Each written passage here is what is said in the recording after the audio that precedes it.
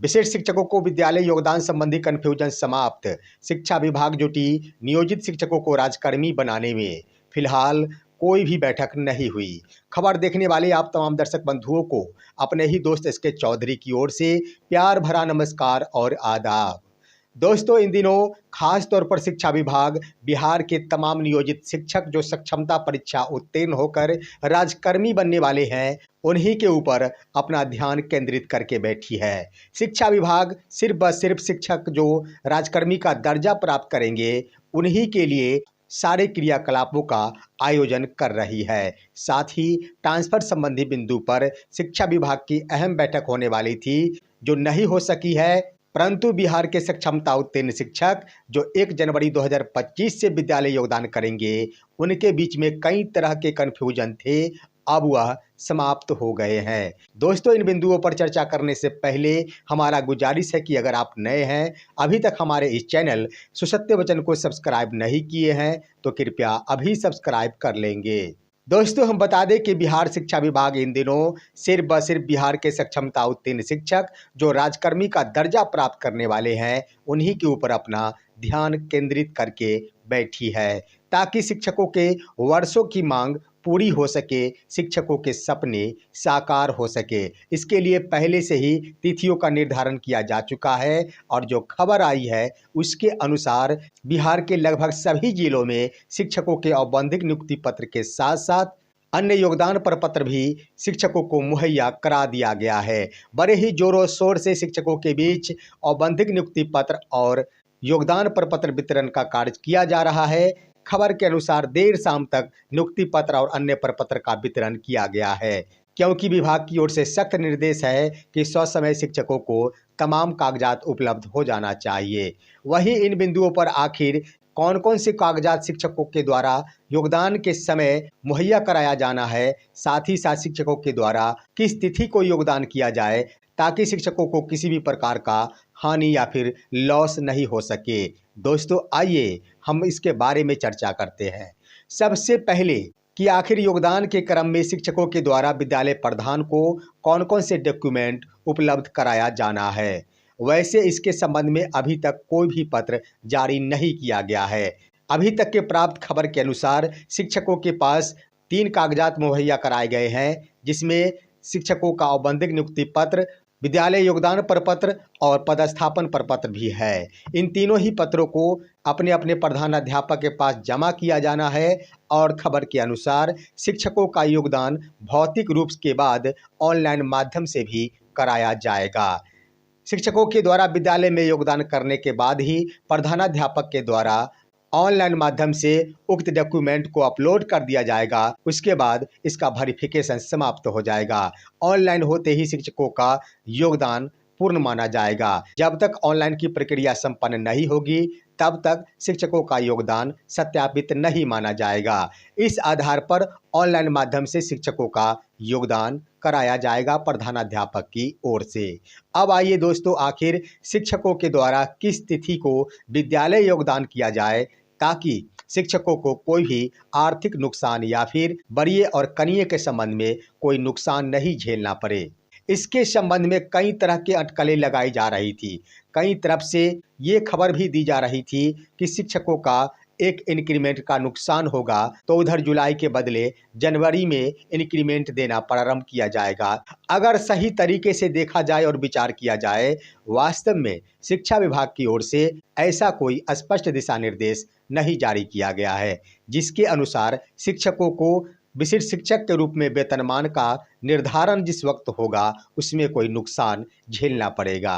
वर्तमान प्रावधान के अनुसार लोग इस बात की कयास लगा रहे हैं कि अगर शिक्षकों के द्वारा 1 जनवरी 2025 को विद्यालय योगदान किया जाता है, तो उनका वेतन 31 दिसंबर 2024 के पे प्रोटेंशन के आधार पर फिक्स्ड किया जाएगा। लेकिन ऐसी बात नहीं है।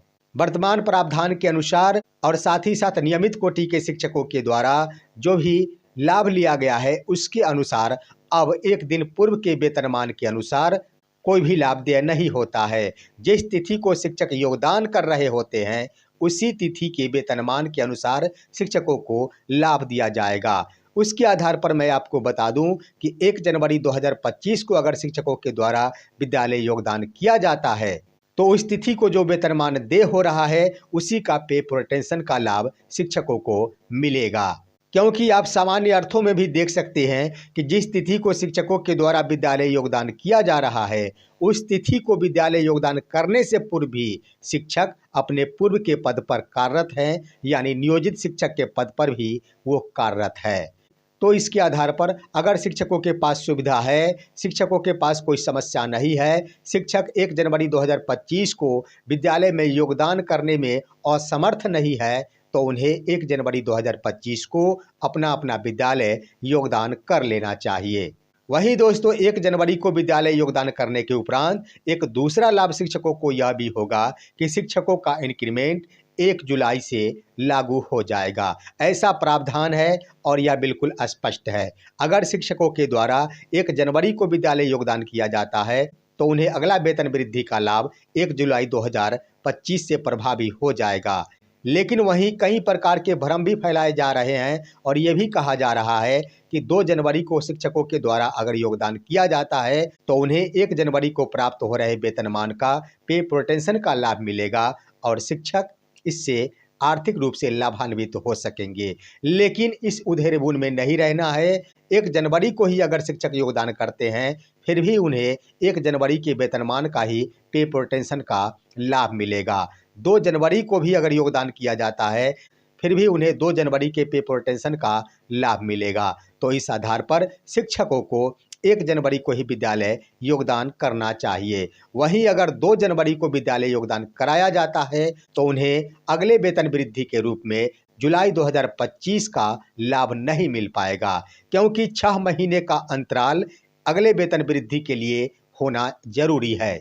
अगर शिक्षक 1 जनवरी को योगदान नहीं करते हैं, 2 जनवरी को विद्यालय योगदान करते हैं तो 30 जून 2025 तक उनका 6 महीना नहीं पूर पाता है, वो 6 महीने से कम हो जाते हैं। इसके आधार पर उन शिक्षकों को अगले वेतन वृद्धि का लाभ जुलाई 2025 में नहीं मिल पाएगा। इन शिक्षकों को अगले वेतन वृद्धि का लाभ अब जनवरी 2026 में ही मिल पाएगा। तो इसलिए शिक्षकों को चाहिए कि सामान्य अर्थों में अगर शिक्षकों के पास सुविधा है, शिक्षक कोई अन्य कार्यों में व्यस्त नहीं है, तो हर हाल में 1 जनवरी 2025 को शिक्षकों के द्वारा विद्यालय योगदान कर लिया जाए। इसमें किसी भी प्रकार का लेकिन परंतु नहीं है, कहीं से कोई संशय नहीं है। अगर शिक्षक असमर्थ हैं, कोई शिक्षक छुट्टी में है या फिर बीमार में है, 1 जनवरी को वो विद्यालय योगदान करने में असमर्थ है, उसके बाद ही शिक्षकों के द्वारा अन्य तिथियों को विद्यालय योगदान किया जाए। लेकिन लाभ और हानि के उद्देश्य से अन्य तिथियों को विद्यालय योगदान करना बिल्कुल अनुचित होगा। वहीं दोस्तों शिक्षकों के मन में और भी बातें चल रही है कि आखिर पहले योगदान करने से सीनियर और जूनियर के मामलों पर क्या असर पड़ेगा। कुछ लोगों का तो ये भी कहना है कि समय का भी ध्यान रखा जाएगा। जिस समय में जिन शिक्षकों के द्वारा योगदान कराया जाएगा वो सीनियर होंगे, जिन शिक्षकों के द्वारा बाद में योगदान कराया जाएगा वो जूनियर होंगे। मैं आपको स्पष्ट करना चाह रहा हूँ कि अभी के योगदान से किसी भी प्रकार की सीनियरिटी का लाभ शिक्षकों को नहीं मिलेगा। आप इस बात से आश्वस्त हो ले, अगर किसी प्रधानाध्यापक के द्वारा या फिर किसी भी व्यक्ति के द्वारा या फिर किसी भी शिक्षक के द्वारा ये भ्रम फैलाया जा रहा है कि शिक्षकों के योगदान की तिथि से वरीय और कनीय का निर्धारण होगा, ऐसी बात नहीं है। शिक्षक त्याग पत्र देकर नहीं बल्कि विरमित होकर नए पद पर जा रहे हैं। इसके आधार पर शिक्षकों की वरीय और कनीय का निर्धारण पूर्व की सेवा के आधार पर ही होगा, ये बिल्कुल स्पष्ट है। जो शिक्षक पहले से जिस कतार में खड़े हैं, जो शिक्षक नियोजित पद पर रहते हुए सीनियर थे, वो विशेष शिक्षक के रूप में भी सीनियर रहेंगे। जो शिक्षक नियोजित पद पर रहते हुए जूनियर थे, वो शिक्षक विशेष शिक्षक के रूप में भी जूनियर ही रहेंगे, कदापि वो सीनियर नहीं बन सकते। इसलिए अफरा तफरी का माहौल नहीं बनाया जाए, मारामारी नहीं किया जाए विद्यालय योगदान करने के लिए, क्योंकि जिस भी प्रधानाध्यापक के द्वारा ये बातें कही जा रही है कि विद्यालय योगदान के समय को लेकर वरीयता का निर्धारण होगा, यह बिल्कुल गलत है, यह बिल्कुल अफवाह है। मैं इसे सिरे से खारिज करता हूँ। वहीं दोस्तों, शिक्षा विभाग की ओर से आज अहम बैठक बुलाई गई थी, परंतु यह बैठक नहीं हो सकी है। इसका मुख्य वजह यह है कि अब यह स्पष्ट है कि पहले तमाम बिहार के शिक्षाकर्मी सिर्फ व सिर्फ शिक्षकों के राजकर्मी बनाने को लेकर अग्रसर है और अपना कदम आगे बढ़ाए हुए हैं। तमाम जिलों की ओर से शिक्षकों को ससमय पदस्थापन पत्र एवं योगदान प्रपत्र मुहैया कराने की जिम्मेदारियों का निर्वहन किया जा रहा है, ताकि शिक्षक ससमय विद्यालय में योगदान कर सके।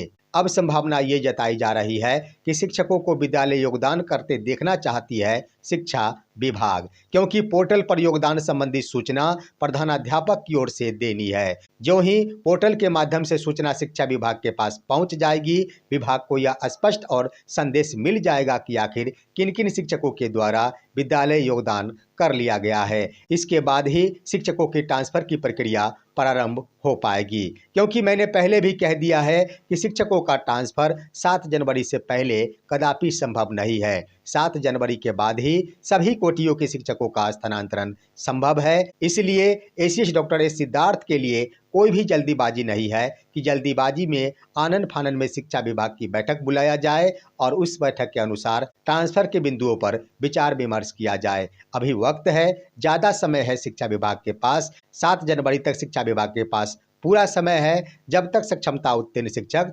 राजकर्मी का दर्जा प्राप्त नहीं कर लेते, किन किन शिक्षकों के द्वारा योगदान कर लिया गया है, यह सूचना विभाग के पास पूर्ण रूपेण पहुंच जाएगी। उसके बाद ही शिक्षकों का स्थानांतरण संभव हो सकेगा।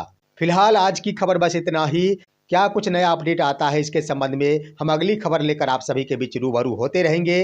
अब दीजिए अपने ही दोस्त एसके चौधरी को इजाजत। जय हिंद, जय भारत।